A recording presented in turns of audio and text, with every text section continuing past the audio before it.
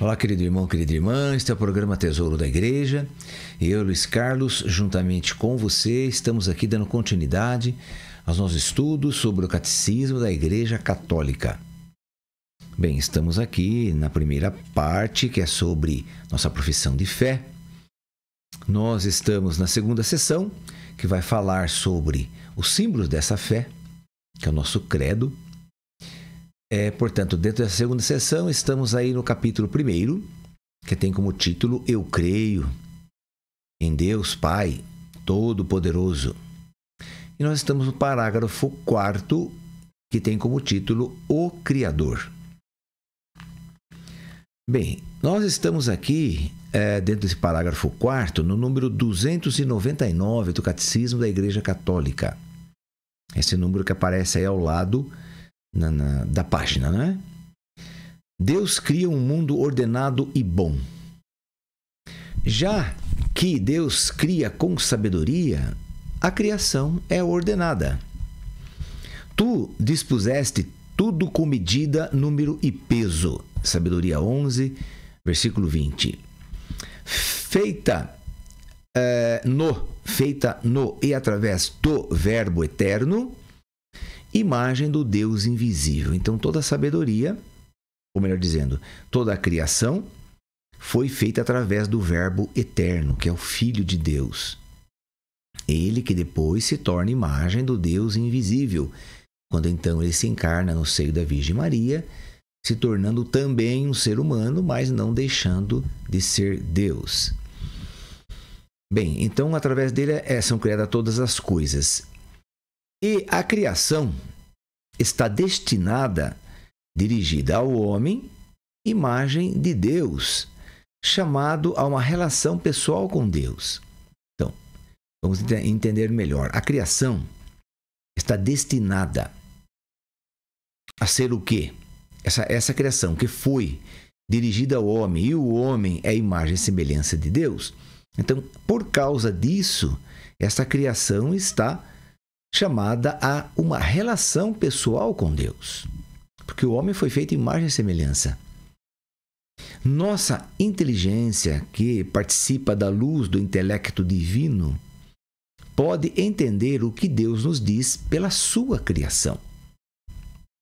Sem dúvida, não sem grande esforço e num espírito de humildade e de respeito diante do Criador e da sua obra, evidentemente, não é?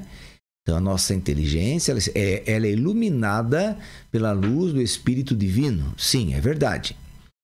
E nós podemos, pelo intelecto divino, então, pela nossa própria inteligência, entender o que Deus nos diz pela criação? Sim, podemos. Mas não com arrogância, não com prepotência. E dizer, olha como eu sou inteligente, eu sei o que Deus fala comigo, então eu sou quase um Deus. Não, não é isso. É que Deus ilumina a nossa mente. Então, nós temos que entender, claro, as coisas que Deus ilumina com o seu Espírito Santo e reconhecer que, mesmo nós entendendo alguma coisa de Deus pela sua criação, nós não podemos faltar com respeito diante do Criador e de toda a sua obra. Então, precisamos olhar toda a sua obra, sim, com sabedoria, mas também com humildade. Isso é muito importante. Então, o homem não pode nunca querer se prevalecer. Quer dizer, o que é querer se prevalecer? Ser mais do que ele é, ou pior ainda, querer ser igual a Deus, não é? Como o próprio demônio fez. Então, por isso que ele ocasionou um caos na nossa vida, você sabe disso, pelo pecado original, porque o demônio, ele queria ser igual a Deus. Tanto é que quando ele foi expulso do paraíso, o arcanjo que o expulsou, que é o São Miguel, disse a Satanás, quem como Deus, não é? Então não existe. Mas aí que está, de repente o nosso orgulho quer se sobrepor, não é? Mas então aí o catecismo ensina aqui que nós temos que olhar para toda essa obra com nossa inteligência que Deus nos deu, sim, verdade, iluminado pelo Espírito Santo dele, é verdade também. Olhar tudo isso com humildade. Bem, originada então da bondade divina, a criação participa desta bondade. Olha que coisa, né? E Deus viu que isto era bom, muito bom. Então, Gênesis 1:4, Gênesis 1:10, 1:12, 1:18, 1:21. Então, quer dizer, tudo que Deus criava, ele dizia que era bom, muito bom. Então, originada da bondade divina, essa criação que é originada da bondade divina, a própria criação participa desta bondade. Então veja, quando Deus cria as coisas que Ele cria são muito boas. Ele mesmo é o primeiro que chega a essa conclusão, que Ele criou todas as coisas. Então todas as coisas que são criadas, evidentemente, são criadas pela bondade divina. E elas são boas? Sim, são muito boas. Toda a criação é muito boa. Agora, quando a criação é usada com egoísmo, usada para lucros pessoais, aí sim, então, vai usar a criação e vai destruir a criação, não é? Que foi criada com a bondade de Deus. Então, nós vamos aí vamos pecando contra a bondade de Deus. Então, isto é, pecamos contra Deus. Quando nós atingimos a criação de um modo irracional ou de um modo egoísta, nós estamos pecando contra Deus. Então, o nosso pecado atinge a Deus. Olha que coisa, não é? Pois a criação é querida por Deus como um dom dirigido ao homem, ao ser humano, como uma herança que lhe é destinada e confiada. Porque quando Deus cria todas as coisas, por último ele cria o homem, quer dizer, o ser humano, homem e mulher. E ele dirige tudo que ele criou ao ser humano, para o ser humano tomar conta, para o homem tomar conta. Então veja, tudo isso que é amada, toda a criação que é querida por Deus, é amada por Deus, Deus reconhece que é muito boa tudo essa criação que ele fez, ele destina e confia ao ser humano. Aí que está. Destina e confia. Então, repetidas vezes a igreja teve que defender a bondade da criação, inclusive do mundo material. A igreja sempre vem em socorro da criação, das coisas criadas, inclusive do próprio homem. Quando o homem, na sua arrogância, na sua prepotência, no seu egoísmo, ele quer destruir a criação e o próprio ser humano, que também é criação de Deus, então a igreja ela vem em defesa. Claro, ela tem que defender o que Deus criou, não é verdade? Aos homens, então, Deus concede... Opa, um instantinho só, que só virando a página aqui.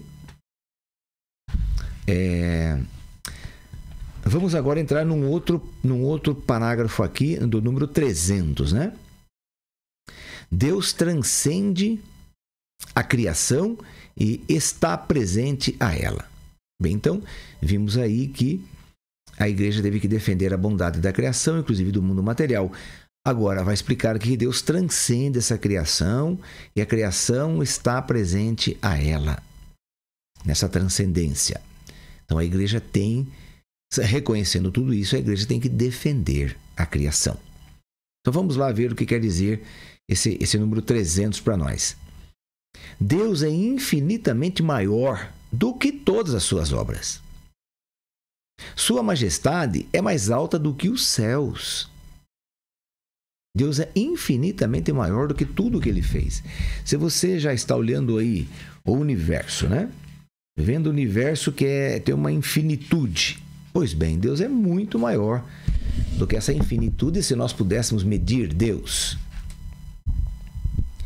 Bem, então Deus ele está nessa situação de, como diz aqui, o Salmo 8, sua majestade é mais alta do que os céus, é incalculável a sua grandeza. Salmo 145. Mas por ser o Criador soberano e livre, causa primeira de tudo que existe, ele está presente no mais íntimo das suas criaturas. Como diz o livro do Atos dos Apóstolos, capítulo 17, versículo 28, vai dizer: nele vivemos, nos movemos e existimos. Então, Deus está presente nas coisas criadas? Sim, está. Mas as coisas criadas são Deus? Não, não são Deus. Então, nós não podemos confundir as coisas criadas com Deus. Tem religiões, por exemplo, que as coisas criadas são deuses para eles. As coisas criadas. Inclusive, ser humano transforma em Deus. Animais em Deus. Plantas transformam em Deus, adoram as plantas como sendo Deus. Então, mas não, isto não é verdade, isto é uma heresia. Porque Deus está nas coisas criadas, sim, mas as coisas criadas não são deuses, ou nem o nosso Deus, muito menos. Mas reflete a bondade de Deus, reflete a alegria de Deus, reflete a beleza de Deus. Então, as coisas criadas refletem Deus, mas não são deuses, ok? Segundo as palavras de Santo Agostinho, maior do que o que há de maior em mim e mais íntimo do que há em mim, íntimo em mim. Vamos repetir essa palavra, né? essa frase. Então, quem é Deus, né? Quem é Deus? Maior do que o que há de maior em mim. Assim é Deus. Ele é mais íntimo do que há de mais íntimo em mim. Assim é Deus. O que Santo Agostinho quer dizer com isso? Que Deus está em mim e me conhece de um modo que eu mesmo não me conheço. Quer dizer, eu não me conheço tanto, a minha pessoa, como Deus me conhece, a mim próprio. Por isso que, já falei isso aqui antes, né? Alguns dias atrás aí, você vai recordar que a palavra de Deus, a revelação de Deus, ou seja, a palavra de Deus, ela revela Deus ao homem e revela o homem ao próprio homem. Você deve se lembrar dessa frase que eu citei há alguns dias. Então, a Sagrada Escritura, ela tem esse poder, essa graça, esse dom maravilhoso de nos revelar quem é Deus. Então, revela Deus, a palavra revela Deus ao homem, ok? Mas o homem só se conhecerá verdadeiramente quem ele é se Deus o revelar a si próprio. Entende isso? Quer dizer, por exemplo, vou dar aqui um exemplo. As pessoas que estão longe de Deus pensam que estão perto de Deus. Então, por exemplo, eu, Luiz Carlos, vamos supor que eu pense que eu estou perto de Deus. Ok. Mas se eu olho no espelho, por exemplo, e digo: Luiz Carlos, você não tem pecado. Que pecado você tem? Você é uma boa pessoa, você sempre faz o bem às pessoas, você trata bem as pessoas. Ora, mas que pecado que você tem, Luiz Carlos? Então eu mesmo chego à conclusão que eu não tenho pecado. Se eu chegar a essa conclusão que eu não tenho pecado, eu estou muito longe de Deus. Deus está tentando me revelar para mim quem eu sou e eu não estou aceitando. Agora, se eu aceitar que eu sou pecador, que eu sou alguém que precisa de Deus em todas as coisas, por exemplo, então sim, aí Deus está se aproximando de mim. Por isso que os santos, quanto mais, vamos dizer assim, quanto mais eles chegavam perto da santidade, quanto mais a santidade crescia neles, quanto mais isso acontecia, mais eles reconheciam que eram pecadores. Por quê? Quanto mais santos, mais próximos de Deus. Quanto mais próximos de Deus, mais Deus nos revela quem nós somos de verdade. Então, diante de Deus caem nossas máscaras, caem nossas ilusões, nossos achômetros, né? O que eu acho cai, isso tudo cai tudo diante de Deus. Porque Deus nos revela o homem ao próprio homem. Então, sim, quanto mais perto de Deus, mais você se reconhecerá pecador. Ah, mas por que isso, Luiz Carlos? Por que eu vou me reconhecer mais pecador quanto mais perto de Deus? Quanto mais perto de Deus, eu vou reconhecendo a minha finitude.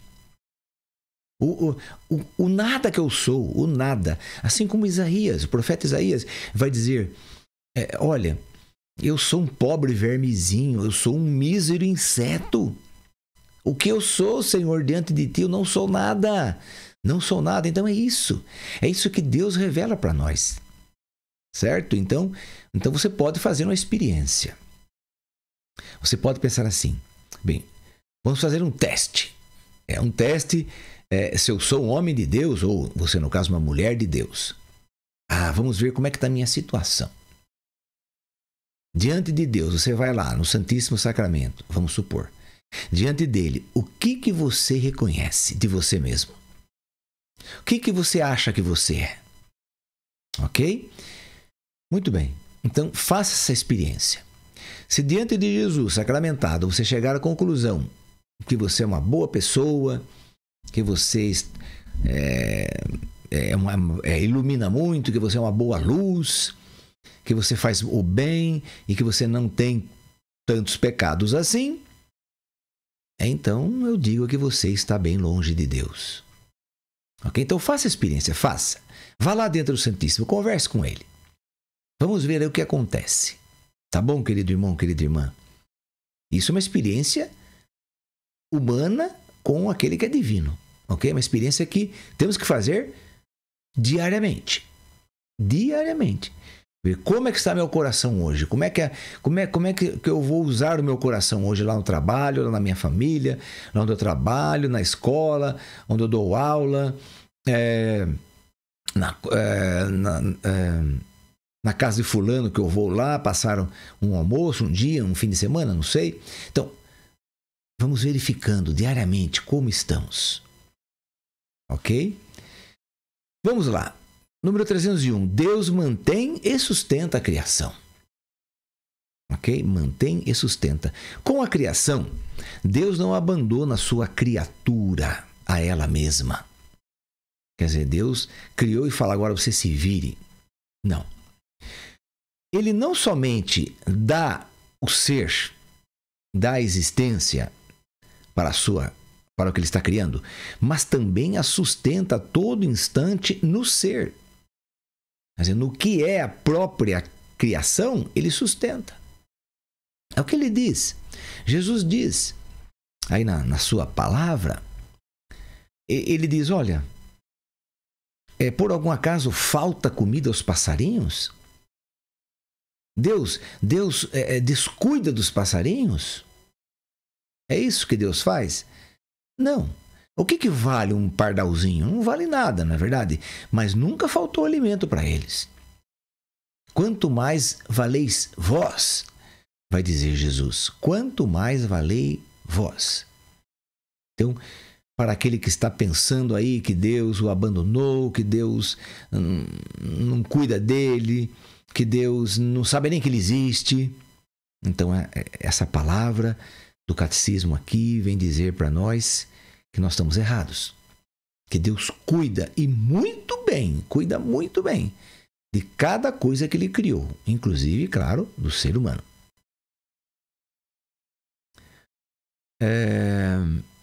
Então, ele sustenta a todo instante no próprio ser, no que é a própria criatura. Dá-lhe o dom de agir e a conduz a seu termo. Dá liberdade, né, a essa criatura. Reconhecer esta dependência completa em relação ao Criador é uma fonte de sabedoria, liberdade, alegria e confiança. Quer dizer, você reconhecer que você é carente de Deus, que você precisa de Deus, que sem Deus você não vive. Reconhecer que o ar que você respira é Deus que deu para você. A vida que você tem, a vida que você recebeu aí do seu pai e da sua mãe, o seu pai e sua mãe colaboraram para você acontecer, para você ser criado, colaboraram, mas quem deu a vida a você, aí é Deus. Deus que deu a vida, Deus sustenta a sua vida. Bem, tem uma passagem aqui do livro da Sabedoria, capítulo 11, versículo 24 a 26. Então, Sabedoria 11, 24 a 26. Sim, tu amas tudo o que criaste, não te aborreces com nada do que fizeste. Se alguma coisa tivesses odiado, não a terias feito. E como, quer dizer, se Deus tivesse odiado alguma coisa, né, ele não teria feito. E como poderia subsistir alguma coisa se não a tivesses querido? Se você, Deus, não tivesse desejado? Como conservaria a sua existência se, Deus, você não a tivesses chamado? Quer dizer, quem existe é porque Deus chamou para a existência. Deus chamou. Deus um dia disse, faça-se o Luiz Carlos. E o Luiz Carlos foi feito. Você que está me assistindo aí, bem, não sei seu nome, mas vai dizer aí, faça-se João, faça-se Roberto, faça-se Júlia. E você foi feita. Você foi feito. Mas a todos perdoa. Continua aqui o livro da Sabedoria, né? Mas a todos perdoa, porque são teus, Senhor, amigo da vida. Então, o Senhor é amigo da vida, por isso que Ele chama as coisas à vida, Ele chama as plantas à vida, chama os peixes, os animais, os pássaros, as flores, os frutos, e chama o ser humano à vida. Deus nunca tira a vida de ninguém. Deus não é a favor da morte. Deus não criou a morte. Então, para que nós saibamos muito bem disso, né? Às vezes nós vemos pessoas aí que perdem seus entes queridos e falam, Senhor, como é que o Senhor foi tirar meu filho? Como que o Senhor foi tirar minha filha? Então, põe a culpa em Deus da morte do filho e da filha, através de uma doença, de um acidente, de alguma coisa terrível. Culpa Deus. Deus não tem culpa. Deus não mata ninguém. Pelo contrário, Ele só cria para a existência. Ele chama para a existência. Nunca chama para a morte. Nós temos aí uma mania, né? Uma mania humana de dizer quando alguém morreu, Deus chamou. Não. Nós temos que parar com isso, não é? Deus não chama ninguém para morrer, gente. Ninguém. Deus chama para a vida. Deus quer a vida da pessoa. Se a pessoa morreu, é por causa de alguma coisa que aconteceu. Ou alguma doença, que é uma doença aí muito forte, que atingiu a pessoa, ou algum acidente, alguma coisa. Mas Deus não matou aquela pessoa. De forma alguma. Nós nunca poderemos acreditar nisso. E muito menos concordar com isso. Então vamos ficar aí bem espertos, né? Com esses testemunhos, né? Às vezes estamos aí estamos num velório, não sabemos o que dizer para a pessoa que perdeu o seu ente querido. Na verdade, a gente não sabe o que dizer. Aí a gente vai querer ir lá e falar alguma coisa bonita, alguma coisa que eu acho que vai ser bacana. E daí eu chego, olha, Deus chamou, Deus estava precisando de uma estrelinha no céu. Tem gente que fala isso. Deus estava precisando de uma estrelinha, chamou sua criança, né? Geralmente quando morre criança, as pessoas falam isso. Deus estava precisando de uma estrelinha no céu. Gente, né, vamos parar com essas coisas. Ninguém vai virar estrelinha. O que é isso, gente? Nós somos seres humanos, pensa um pouco, nunca seremos uma estrela. Mas é criança, Luiz Carlos. A gente tem que falar assim para o pai e para a mãe não ficar tão triste. Nós não temos que falar bobagem para o pai e para a mãe não ficar triste. Nós temos que falar a verdade. A verdade, vai lá dar um abraço, fala, olha, que Deus abençoe você, fortaleça você, console você, toda a sua família, toda a sua casa. Mas acredite que essa pessoa aí, seu filho, sua filha, acredite, não é? Que está em Deus, acredite. Então, quer dizer, você ajudar a pessoa a acreditar que essa criança, que Deus tem misericórdia e que vai acolher essa criança. Acolher, porque ela morreu. Mas não foi vontade de Deus que ela morresse. E muito menos que Deus que matou a criança. Ou seja lá quem for. Bem, então, querido irmão, querida irmã, vamos encerrando aqui por hoje o nosso ensinamento. E a partir de amanhã, então, nós vamos entrar no número 302, que diz: Deus realiza o seu projeto.